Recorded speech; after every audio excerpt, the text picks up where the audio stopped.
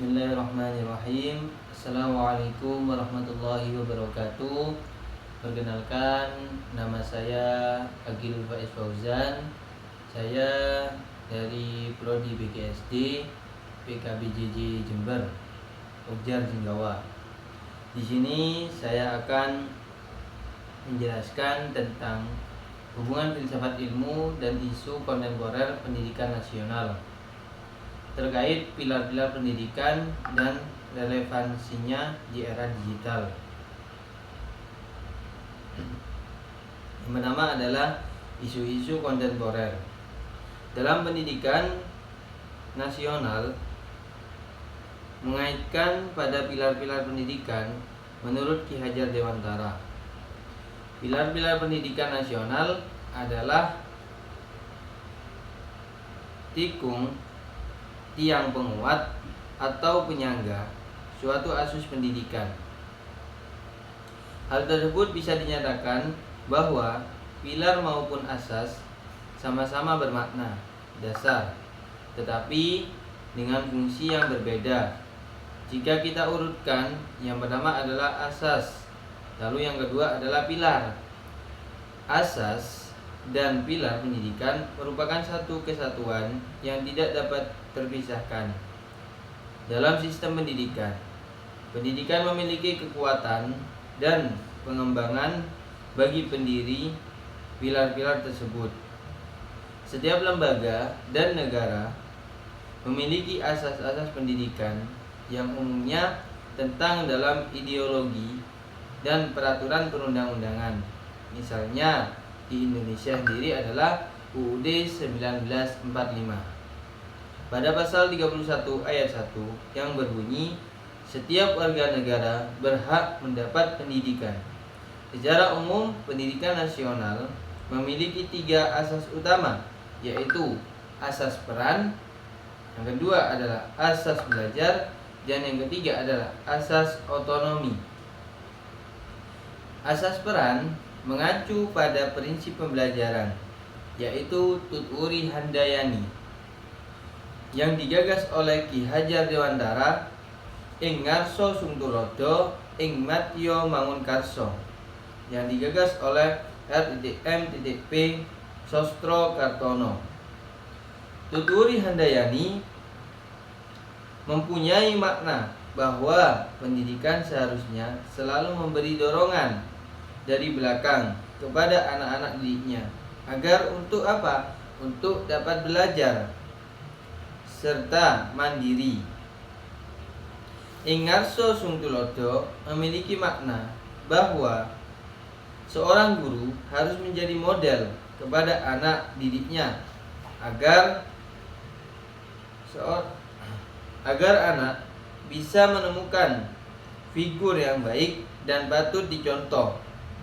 Ing Matya Mangunkarso memiliki makna bahwa seorang guru harus menjadi pendukung dan pemberi semangat kepada siswanya agar menjadi siswa yang percaya diri dan bersemangat. Tantangan prinsip di era digital. Ada pula tantangan prinsip di era digital, yaitu adalah memiliki kelebihan, yaitu menghubungkan prinsip pendidikan di era digital adalah langkah yang dilakukan saat ini agar teori pembelajaran merasa menyenangkan dan tidak membosankan. Seperti sekarang pemerintah memberikan program TV yang sudah diberikan kepada semua sekolah ataupun laptop. Menurut saya pribadi, itu sangat bermanfaat sekali, baik bagi gurunya maupun siswa. Karena kenapa? Karena ketika kita menggunakan alat tersebut, pemberian dari pemerintah, kita dapat mengerti bahwasannya pembelajaran yang kita dapat selama 1 hari itu adalah bukti nyata di kehidupan sehari-hari. Dan yang terakhir adalah refleksi singkat, yaitu mengenai 3 persoalan utama. Yang pertama adalah kesenjangan digital, seperti kurangnya akses sinyal yang belum merata atau keterbatasan perangkat. Contohnya adalah di pelosok. Di desa masih ada, bukan banyak, tetapi ada desa yang sangat susah atau sulit dari sinyal,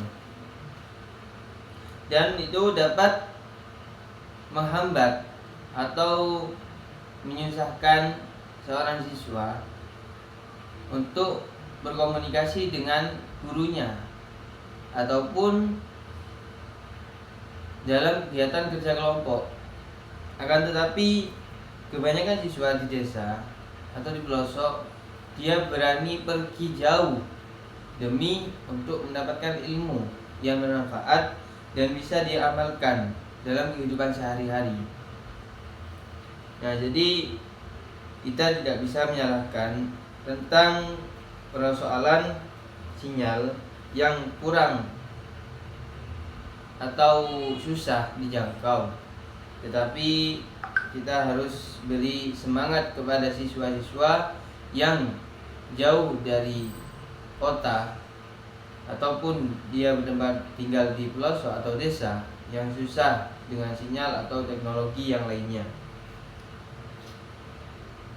Dan yang kedua adalah krisis karakter atau kasus bullying.